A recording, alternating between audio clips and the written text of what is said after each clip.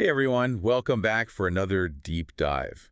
Today we're looking into something I think a lot of you might already be familiar with, the Pomodoro Technique. Right. Yeah, that 25 minutes on 5 minutes off kind of thing for Mhm. productivity. Mhm. And you guys sent in some really interesting articles on the technique and all of its roots on cognitive psychology and neuroscience. Yeah. So we're going to be exploring, you know, why this deceptively simple method works so well. Right. I mean, is there truly a secret formula to being productive? Yeah. Can a simple kitchen timer really unlock all this, hidden potential in our brains? That's a great question. That's what we're here to find out. Awesome. Yeah. Well, the one of the things that's so intriguing about the Pomodoro technique is that it's not just like a random life hack. Right. There's actually some pretty solid scientific principles behind it. Yeah, I've always thought of it as just kind of a way to power through a to-do list. Right. But I'm curious to hear more about all this scientific backing. So to start off, can we just quickly go over the basics, just for our listener? Yeah, of course. The beauty of the Pomodoro technique really is its simplicity. Okay. You choose a task. Okay. You set a timer for 25 minutes, and that's what's called one Pomodoro. Gotcha. And then you work without interruptions until the timer rings. Okay. And then you take a short 5-minute break. Mm-hmm. And then after you complete 4 Pomodoros, then you take a longer break, somewhere around 15 to 30 minutes. Okay, so it sounds straightforward enough. Yeah. But I've always kind of wondered, how effective this really is, Mm. for chronic procrastinators like myself. Right. Can this technique really, help us overcome that urge to just put things off? It certainly can. Yeah. You see, when we are faced with like a large or complex task, Hmm. it's easy to just feel totally overwhelmed and avoid even starting. Yeah. So the Pomodoro technique really tackles this by breaking down those like daunting tasks into smaller, more manageable 25-minute chunks. So psychologically, this makes the task seem less intimidating and way more approachable. So instead of thinking about, cleaning my entire house, I should just think about, okay, Yeah. I'm going to tackle the kitchen for 25 minutes. Exactly. Take a break and repeat. That's right. Okay. And there's actually research to support this. Oh, wow. Psychologist Pierce Steele found that, tasks that are like clearly defined Mm-hmm. are less daunting and they're actually more likely to get us to initiate them. Interesting. Okay. Yeah. I always struggled with staying focused when I have, too much time to complete something. Right. It's Yeah. like my brain just knows that it can afford to wander. Yeah. So I'm kind of curious about this idea of using a timer to actually boost focus. Okay. I always thought that working without time pressure would be better. Mm-hmm.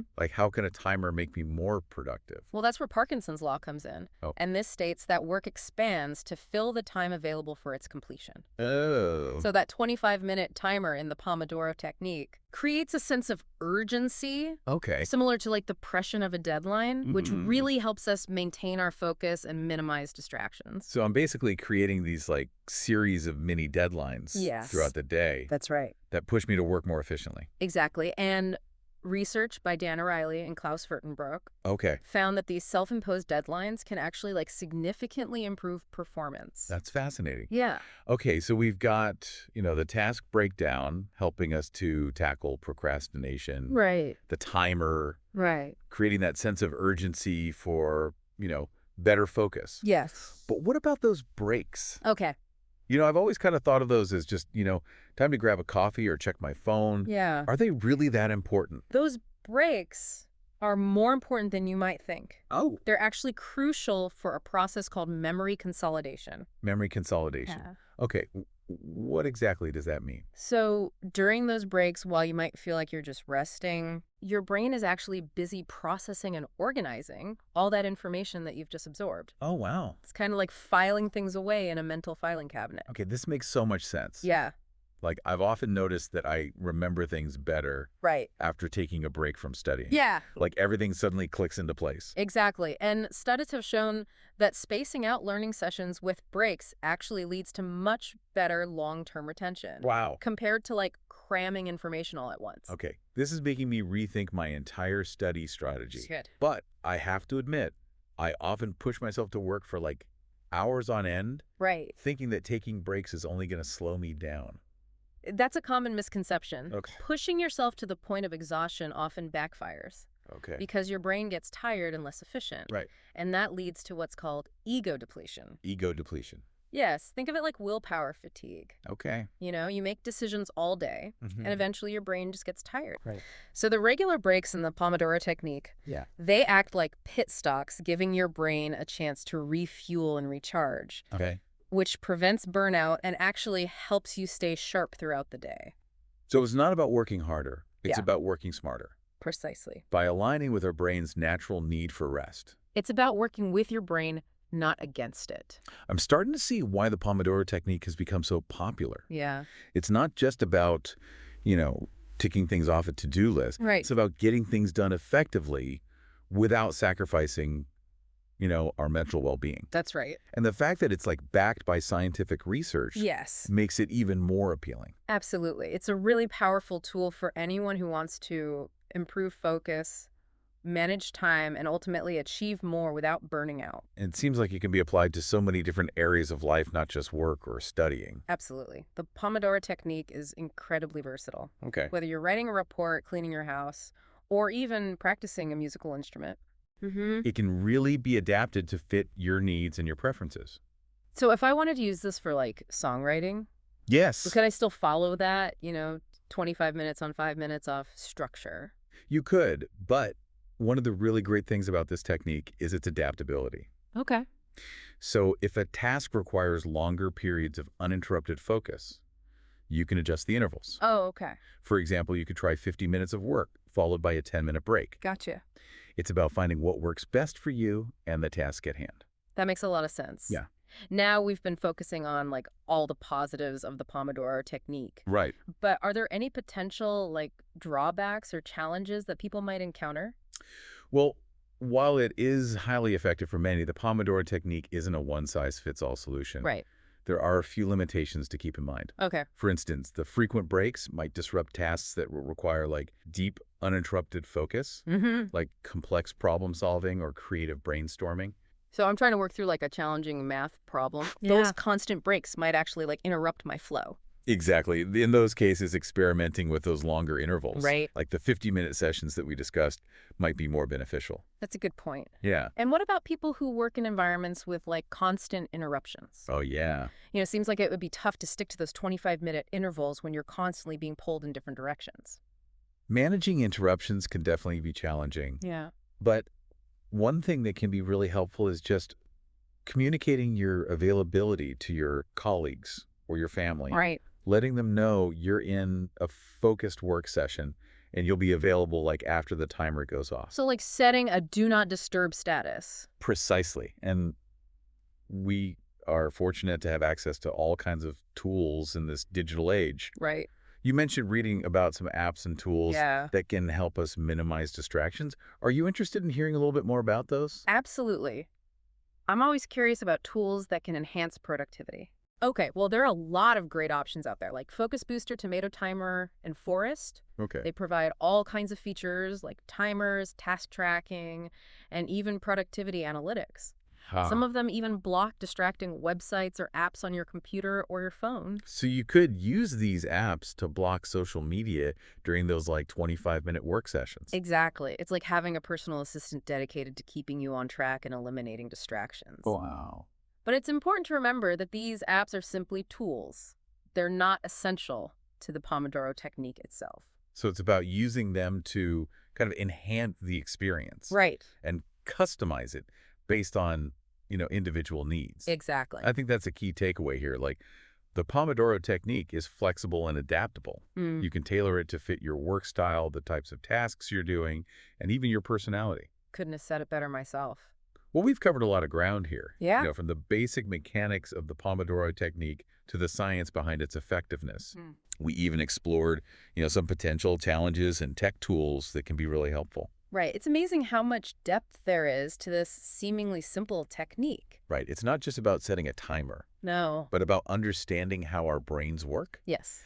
and using that knowledge to, achieve peak productivity. Exactly. And we can't forget the importance of those breaks. Right. They aren't just for slacking off. Right. They're vital for consolidating our memory, preventing mental fatigue, and ultimately helping us achieve our goals more sustainably. Well said. This deep dive into the Pomodoro Technique has been truly enlightening. I agree. We've unpacked a ton of information, We have. but I'm sure our listener is eager to hear more about how to actually put this technique into practice. Right. So Yeah. let's get into that. get into that. Okay. Awesome. Good. Okay, I'm already feeling inspired to give this a try. Awesome. I'm kind of a planner, Yeah. Like I love a good plan. So I'm wondering, does this work well with to-do lists and schedules? Does it kind of fit into that, or is it more of a spontaneous approach? It absolutely complements a structured planning style. Okay.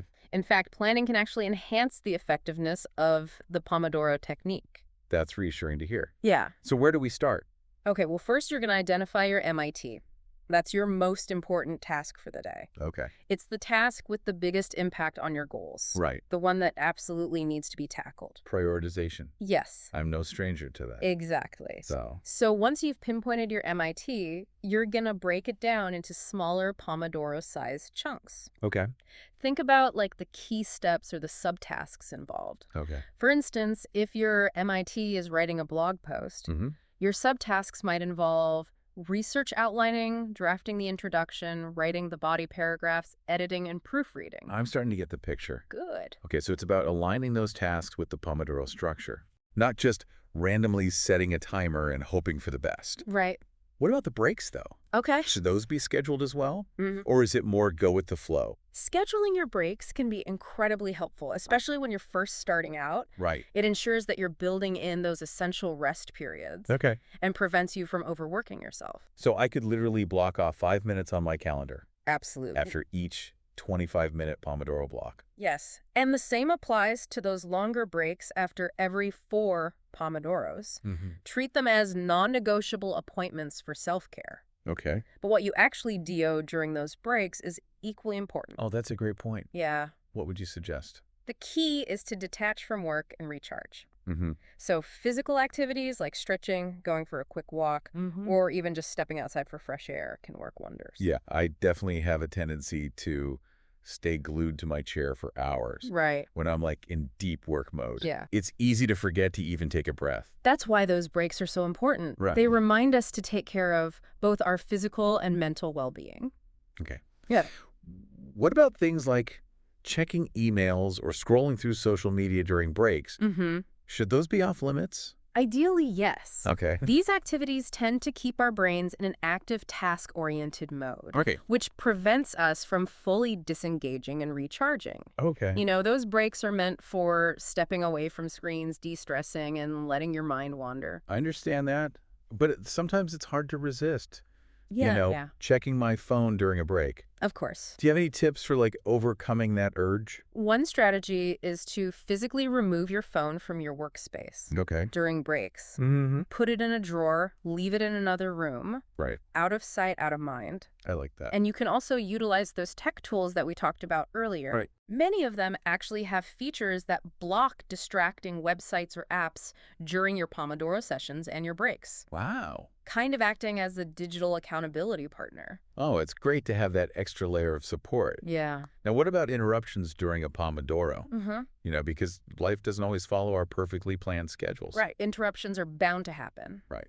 The key is to really minimize their impact on your flow. Okay. So if it's something quick, address it swiftly and return to your Pomodoro. Okay. But if it requires more time or attention, acknowledge it, make a note to handle it later. Right. And then resume your work when the timer goes off. That makes sense. Yeah. It's about being mindful and not letting those interruptions, completely derail our focus. Exactly. Now, you mentioned earlier the importance of choosing a most important task for the day. Right.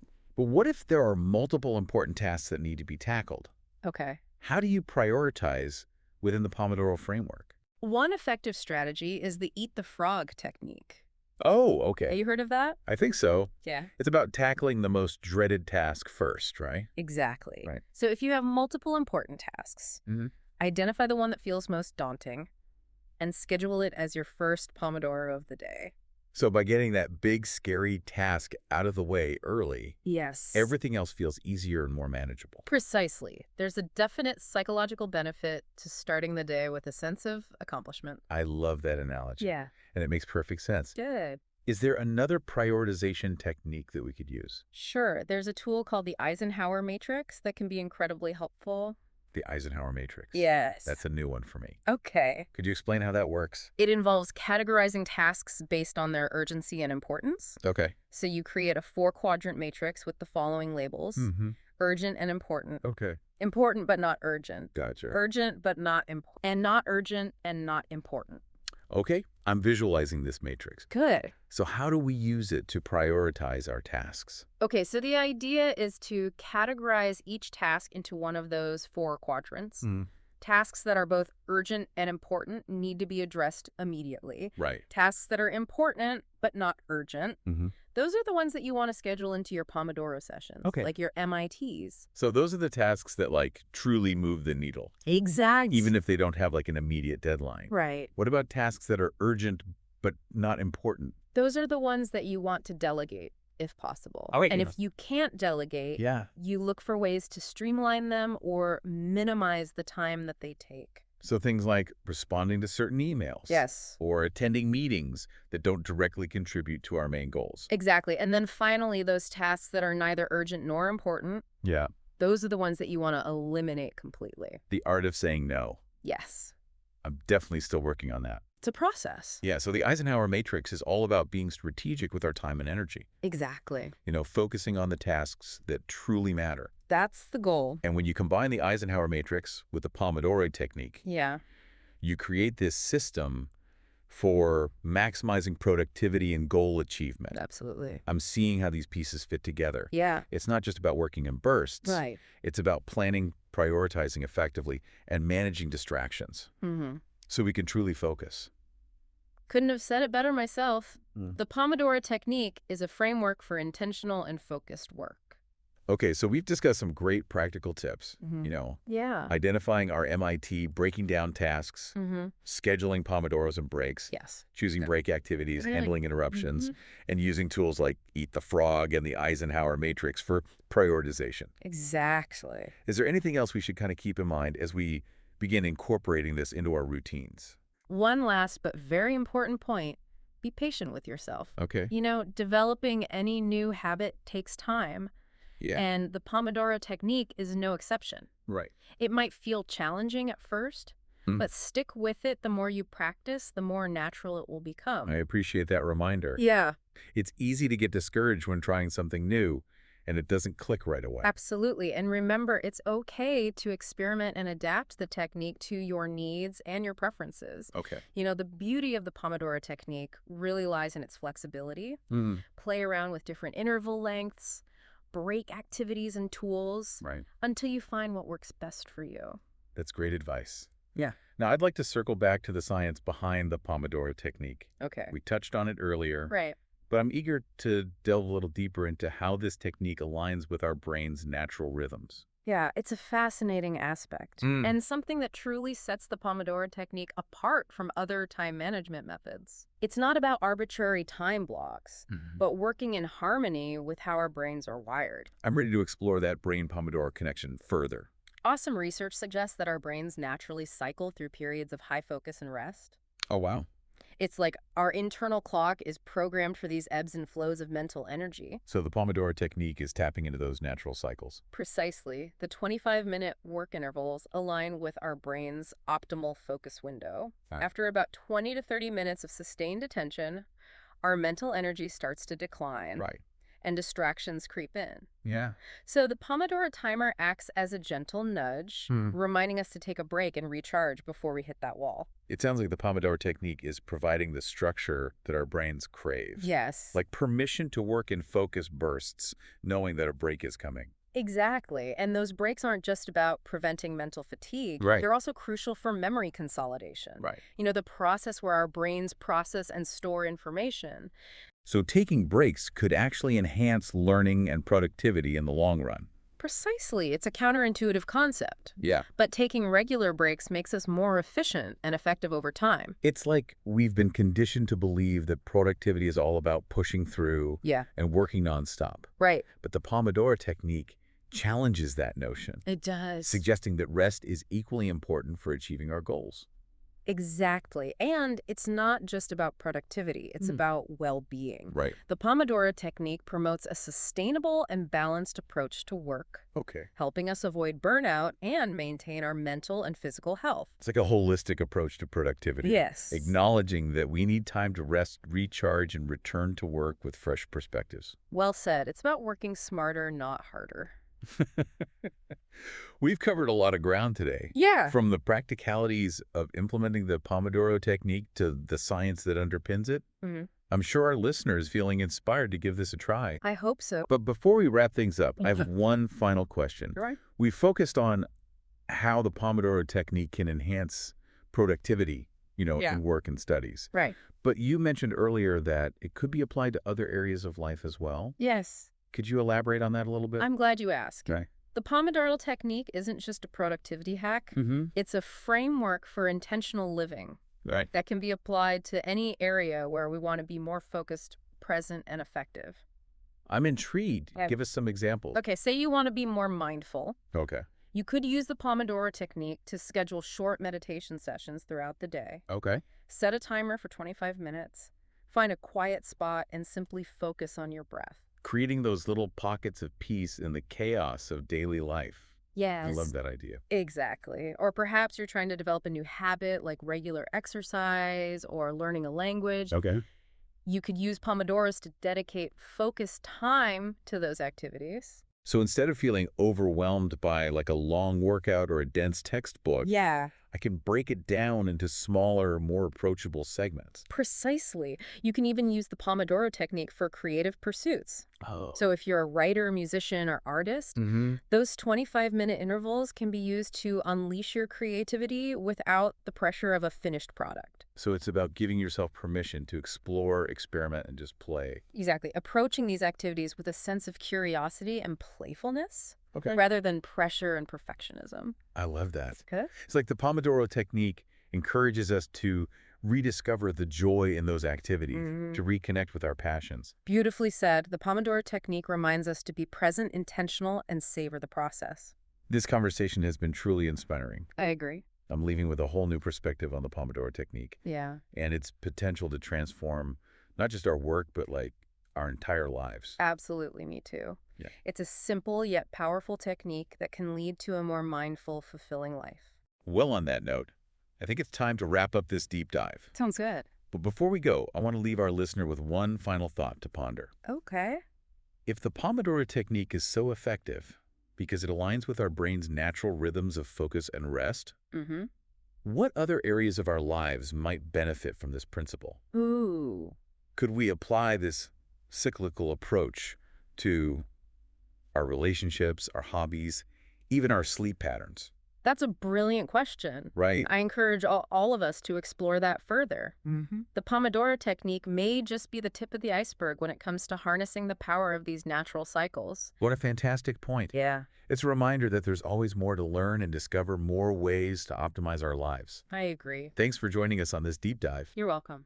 Feels like we've really uncovered so much about this deceptively simple technique. Yeah. Who knew that like a humble kitchen timer Right? could offer such profound insights into, productivity well-being Right. and the workings of our own brains?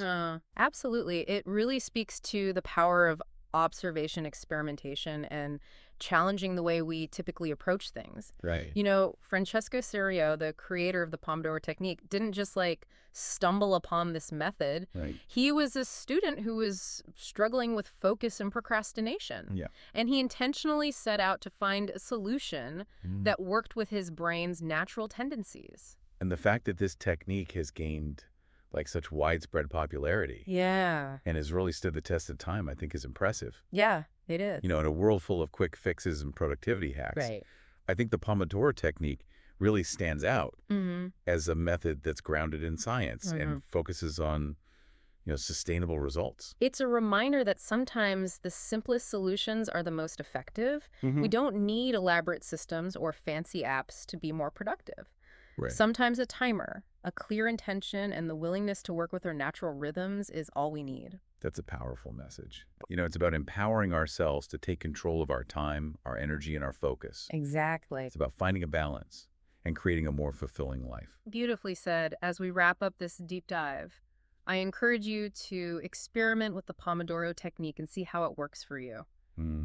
Don't be afraid to try it out, tweak it, and personalize it to fit your own needs. It's all about embracing that spirit of experimentation. Yes. Explore different interval lengths, play around with various break activities, and discover what works best for you. Remember, it's a journey, not a destination. Right. It's about developing a mindful and intentional approach to both work and life. It's about finding that sweet spot between focused effort and restorative rest, Yeah, and creating a more harmonious relationship with time. I love that. And hopefully this exploration will inspire you to look for other areas of your life where this cyclical approach could be beneficial. Right. It's a great reminder that there's always more to learn and discover more ways to optimize our lives. Absolutely. Thanks for joining us for this deep dive into the Pomodoro Technique. You're very welcome.